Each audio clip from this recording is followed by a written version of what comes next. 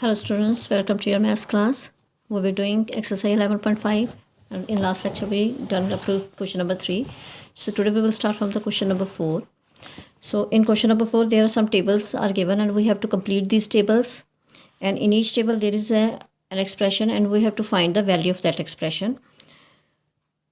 Complete the table and by inspection of the table find the solution to the equation m plus 10 is equal to 16.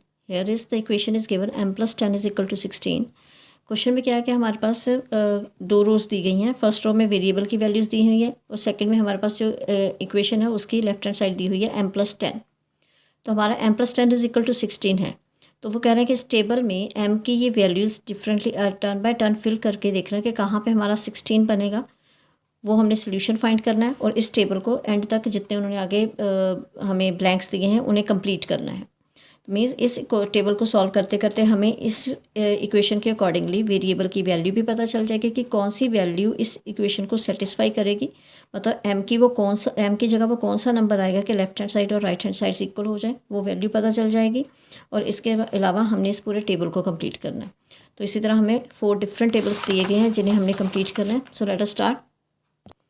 So here a part equation is m plus 10 is equal to 16. हमारे पास m की different values हैं. अब हमने ये values turn by turn इस equation में fill करके अपने आंसर्स फाइंड करने हैं. सी पहले m1 है, दैट मीन्स m की जगह हम लिख लेंगे 1. उसके बाद उसमें बीच में 10 प्लस हो गया, ये आ गया 11.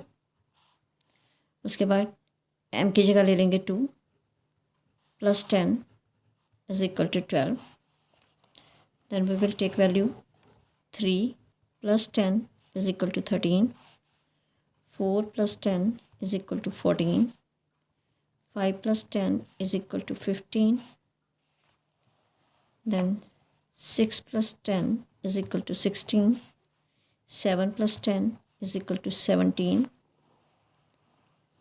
Similarly 8 plus 10 is equal to 18. 9 plus 10 is equal to 19.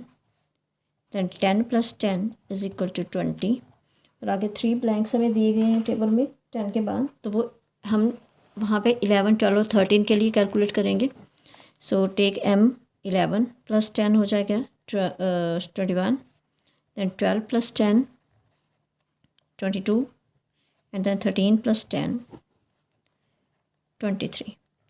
सो ये हमारे पास टेबल कंप्लीट हो गया.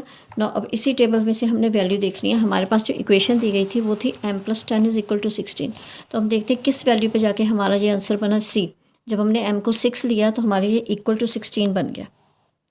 इट मीन्स हमने m की कौन सी वैल्यू यहाँ पे फिल की थी, m की हमने 6 वैल्यू फिल की थी. तो इट मीन्स कि इस इक्वेशन का जो हमारे पास गिवन इक्वेशन उसका सोल्यूशन क्या हो गया. सो यहाँ पे हम आंसर लिख देंगे m is equal to 6 is solution of given equation.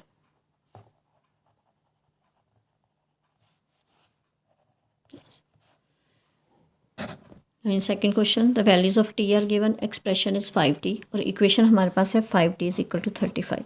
तो हमने क्या करना है, वही 5 और t 5 के साथ t की वैल्यूज़ मल्टीप्लाई करके सारी टेबल को कंप्लीट करना है. एंड आफ्टर उसी टेबल में से हमने देखना कि किस वैल्यू पे हमारे जो वैल्यू है 35, मतलब इक्वेशन की वैल्यू 35 के इक्वल बनती है. तो उस पॉइंट पे वो पॉइंट हमारा t का क्या हो जाएगा, that will be the solution of equation. तो अब यहाँ पे 5t है, 5t को का मतलब क्या है कि 5t से मल्टीप्लाई हो रहा है. तो ये हमारे पास t की डिफरेंट वैल्यूज़ हैं. तो हम क्या करेंगे, टर्न बाय टर्न सारी वैल्यूज़ t के साथ 5 के साथ मल्टीप्लाई कर लेंगे. पहले है 3, तो इट मीन्स 5 मल्टीप्लाई होगा 3 के साथ, ये आ गया 15. दैन 4, 5 मल्टीप्लाई 4, ये आ गया 20. दैन 5 मल्टीप्लाई 5, ये आ गया 25. फिर 6 है, 5 मल्टीप्लाई 6, ये बन जाएगा 30. Then 7, 5 multiply 7, 35. अब इसी तरह हमने ये पूरा टेबल कंप्लीट कर लेना है. तो इसी तरह हमारा टेबल कंप्लीट हो गया. डिफरेंट वैल्यू 5 को 8 से मल्टीप्लाई किया, 5 को 9 से किया, 5 को 10 से किया, इसी तरह अप टू 16 हम 5 के साथ मल्टीप्लाई करके अपने टेबल कंप्लीट कर लेंगे. अब इस टेबल में से हमारे पास जो इक्वेशन है वो है 5t इज इक्वल टू 35. तो हम ये देखते हैं कि हमारा आंसर 35 कहाँ पे बना, हेयर इज़ द 35. तो इट मीन्स 5 को किस वैल्यू से मल्टीप्लाई किया हमने, 7 के साथ. मतलब t की वैल्यू हमने यहाँ पे कौन सी ली थी, 7. तो it means t is equal to 7 is the solution of equation. So here t is equal to 7 is solution of given equation. So in C part the equation is z divided by 3 is equal to 4, मतलब और z की हमारे पास different values हैं, हर एक value को 3 से divide करना है और हमारा पर्टिकुलर आंसर आ जाएगा। तो हमने ये देखना है कि किस वैल्यू, कौन सी वैल्यू फिल करके हमारा आंसर 4 बनता है, तो वो हमारी इक्वेशन का सोल्यूशन होगा। तो पहले है हमारे पास 8 डिवाइडेड बाई 3, तो ये ऑलरेडी बुक में इसकी वैल्यू दी गई है, इसे डिवाइड करके इसको मिक्स फ्रैक्शन में किया गया 2 and 2 by 3। नेक्स्ट है z 9, तो 9 को 3 से डिवाइड किया, we will get 3। Next 10 divided by 3, तो अब 10 को 3 से डिवाइड करके देख लेते हैं, मिक्स फ्रैक्शन में कन्वर्ट कर लो, 3 के साथ किया, 3 3 द 9, सो 3 and 1 by 3, तो यहाँ पे हमारे पास वैल्यू आ गई 3 and 1 by 3। नेक्स्ट इज़ 11, 11 को 3 से डिवाइड किया, तो इसे भी हम डिवाइड करके देख लेते हैं क्या मिक्स फ्रैक्शन बनेगी। 11 डिवाइडेड बाई 3, 3 3 द 9, ये बन गया 3 and 2 by 3, 2 by 3। Similarly 12 by 3, तो ये हमारे पास आ गया 3 1 the 3 4 the is equal to 4।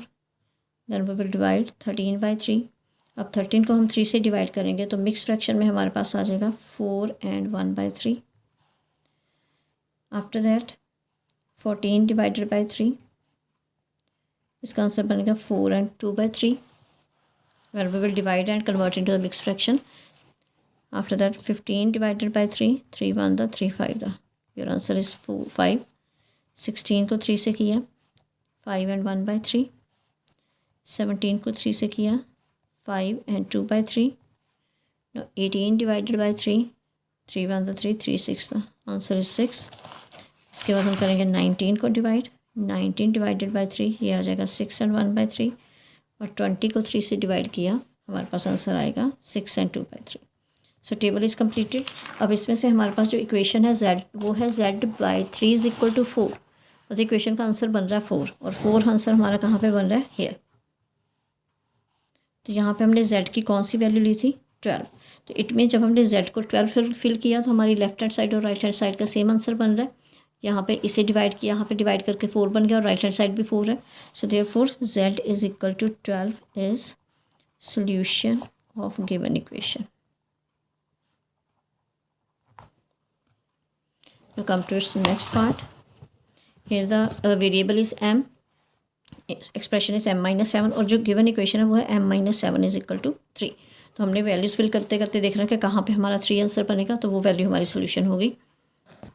So first is 5 minus 7, it will be -2, 6 minus 7 -1, 7 minus 7 0, 8 minus 7 1, 9 minus 7 2, 10 minus 7 3, 11 minus 7 4, 12 minus 7 5, 13 minus 7 6, 14 minus 7 7, then 15 minus 7 8, and 16 minus 7 is 9।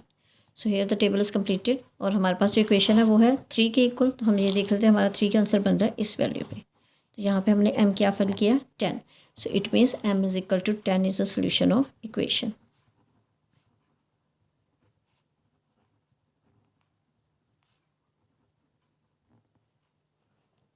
So here the question number 4 is completed. Now question number 5 is, go around a square counting every corner thrice and no more. Add the count to me to get exactly 34.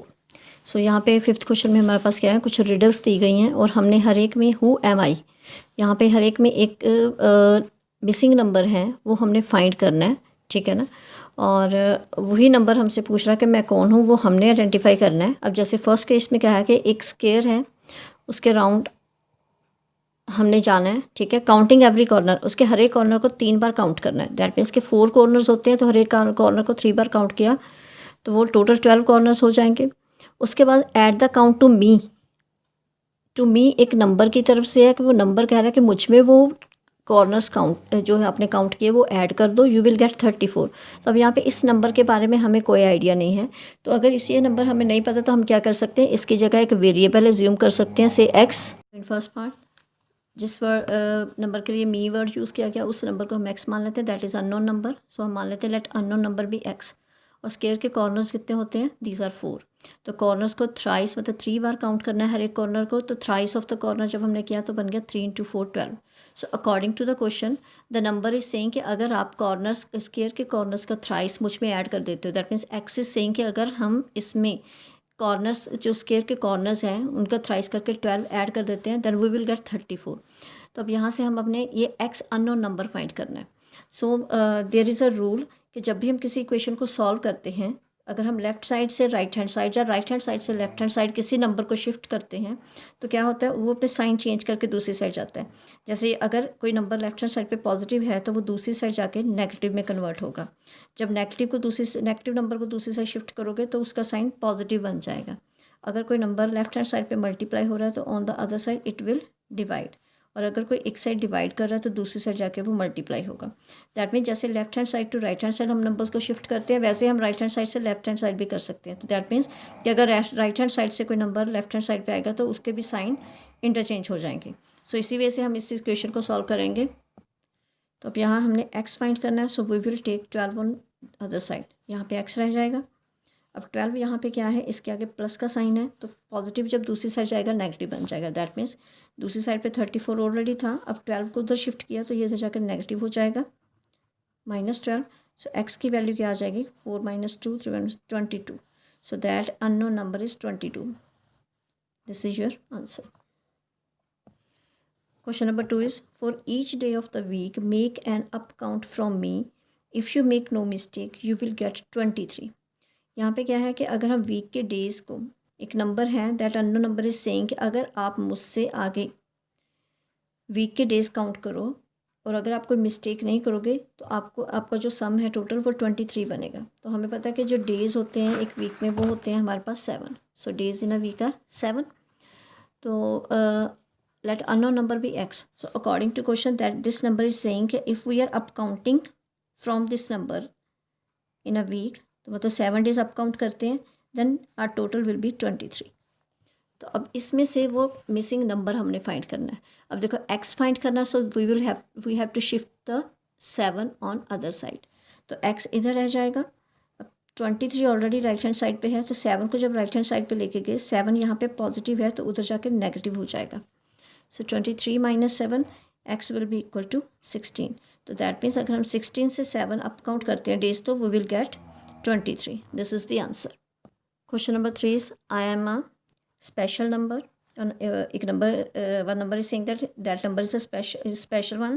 Take away from me a 6. अगर उसमें से 6 आप ले जाओ, a whole cricket team you will still be able to fix. मतलब एक cricket team जितनी counting हो जाती है। सी जो नंबर है उसे हम एक्स मान लेते हैं, कोई नंबर एज्यूम कर लेते हैं। अगर टेक अवे का मतलब कि उसमें से हमने 6 बाहर लेके जाने, that means we have to subtract 6, then we will get a number which is equal to the player of cricket team. और यहाँ पे हमारे पास वो अननोन नंबर को हम एक्स मान के चलते हैं कि अगर अननोन नंबर एक्स है और टोटल प्लेयर्स क्रिकेट टीम के होते हैं 11। ये नंबर जो है ये क्या कह रहा है कि अगर आप मुझमें इससे 6 ले लेते हो then you will get a number equal to cricket team player. तो दैट मीन्स हमारे पास 11 आ जाएगा। सो अकॉर्डिंग टू क्वेश्चन के जो गिवन अननोन नंबर है उसमें से अगर हम 6 ले लें, मतलब उसमें से अगर हम टेक अवे का मतलब हो गया सब्ट्रैक्ट 6 कर दें, वी विल गेट 11। तो अब हमारे पास ये x कितना होगा, उसके लिए अब हम क्या करेंगे, we have to shift 6 on right hand side. यहाँ पे लेफ्ट हैंड साइड पे सिर्फ x रह जाएगा, इक्वलिटी यहाँ पे आ जाएगी। 11 ऑलरेडी दे रहा है और अब 6 को उधर लेके जाना है। अब 6 के आगे साइन है negative, when it will go on other side it will become positive. So x is equal to 17। So this is required answer. तो वो अननोन नंबर हमारे पास क्या है, 17। Now in the last part, tell me who I am, I shall give a pretty clue, you will get me back if you take me out of 22. Here is one number that is which is saying that कि मैं एक आपको clue देता हूँ, अगर आप मुझे you will get me back if you take me out of 22, अगर आप मुझे 22 में से सब्ट्रैक्ट करते हो तो आंसर में मैं आपको दोबारा मैं ही आऊँगा। मतलब वो नंबर कह रहा है कि अगर 22 में से उसी नंबर को सब्ट्रैक्ट कर दो तो आंसर भी वही नंबर आएगा। सी हम अननोन नंबर का ज्यूम कर लेते हैं, लेट अननोन नंबर भी एक्स। और नंबर क्या कह रहा है कि अगर आप मुझे 22 में से सब्ट्रैक्ट करते हो, that means if we are subtracting x from 22 तो आपको आंसर में वापस मैं ही मिलूंगा, दैट मीन्स आंसर भी वही नंबर बनेगा। सो दिस इज़ द इक्वेशन। तो इस केस में हम क्या करेंगे, हम इस एक्स को दूसरी साइड शिफ्ट करेंगे तो 22 इधर रह जाएगा। अब यहाँ पे ऑलरेडी एक एक्स है, सेकेंड एक्स को उधर शिफ्ट किया, ये नेगेटिव है तो उधर जाके पॉजिटिव हो जाएगा। एक्स प्लस एक्स हो जाएगा 2x, वो 2 टाइम एक्स ऐड हो रहा है तो 2x लिख देंगे। 22 is equal to 2 time x, तो 2 मल्टीप्लाई एक्स हो गया। अब हमने क्योंकि x की वैल्यू फाइंड करनी है, that means we have to shift 2 towards left hand side. तो x तभी आएगा अगर इस 2 को यहाँ से रिमूव करेंगे, और ये रिमूव होकर कहाँ जाएगा, ऑन द अदर साइड। तो अब 2 इधर डिवाइड हो रहा है तो हेयर इट विल मल्टीप्लाई कर रहा है तो it means it will divide here, and answer is equal to x। So 2 1 the 2 11 the x हमारे पास आ गया 11। So it means that unknown number is 11। Means अगर 22 में से सी उसने नंबर क्या कह रहा था कि अगर मुझे आप 22 में से सब्ट्रैक्ट करते तो आंसर में वापस मैं ही मिलूँगा। देखो 22 में से 11 सब्ट्रैक्ट करेंगे तो 11 ही आंसर में आएगा। So this is that unknown number. So here chapter number 11 is finished and we have done all the problems. In case अगर आपको कोई प्रॉब्लम आ रही है, कोई क्वेश्चन नहीं समझ आ रहा, you can ask me in comment box.